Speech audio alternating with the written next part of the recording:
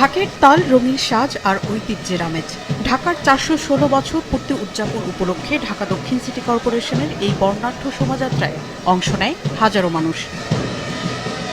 বিকেলে রাজধানীর লক্ষ্মীবাজার থেকে শুরু হওয়া এই বিশাল শোভাযাত্রার মূল আকর্ষণ ছিল রাজকীয় ঘোড়ার গাড়ি, ঐতিহ্যবাহী রিকশা, ডাকবাক্স, ঐতিহ্যবাহী স্থাপনা সহ প্রাচীন বাংলার ঐতিহ্যের নানা প্রতীক। নিজস্ব সংস্কৃতির পোশাকে সজ্জিত নানা শ্রেণী পেশা ও ধর্মের মানুষ শোভাযাত্রায় অংশ নেন।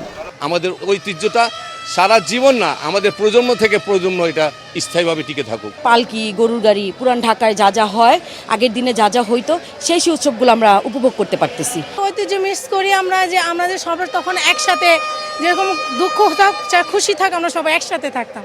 এখন ওই জিনিসটা অনেক কম পাওয়া যায়। এই জন্য যখন এখানে আসছে সবাই আমরা একসাথে খুশি মানাতে আশা করছি।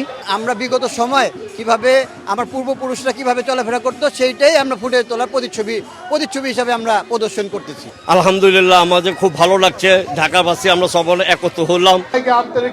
আয়োজকরা জানান, ঢাকার ঐতিহ্য, সংস্কৃতি আর ইতিহাসকে বিশ্বের কাছে তুলে ধরতে ভবিষ্যতে আরও উদ্যোগ নেওয়া হবে। ঢাকা শহরে যে স্কুলের ছেলেমেয়েরা আছে, প্রতি শনিবার এই সমস্ত স্থানগুলো পরিদর্শনের জন্য 2টা বাস প্রত্যেকটা স্কুলকে দেখার জন্য ব্যবস্থা করবে। আজকে যে হৃদয়ে ঢাকা 416 বছর উদযাপিত হয়েছে, এটা যেন আমি মনে করি, আমি প্রশাসক সাহেবকে বলবো প্রতি বছর যদি এটা করেন, এটা খুবই ভালো হবে। আমাদের পুরান ঢাকা ঐতিহ্য সবসময় ফিরে পাবো। ঢাকার সৌন্দর্য ধরে রাখতে এবং শহরকে বাসযোগ্য ও পরিচ্ছন্ন রাখতে নগরবাসীকে একসঙ্গে কাজ করার আহ্বানও জানান বক্তারা। মারুফা কামাল, মাছরাঙা সংবাদ, ঢাকা।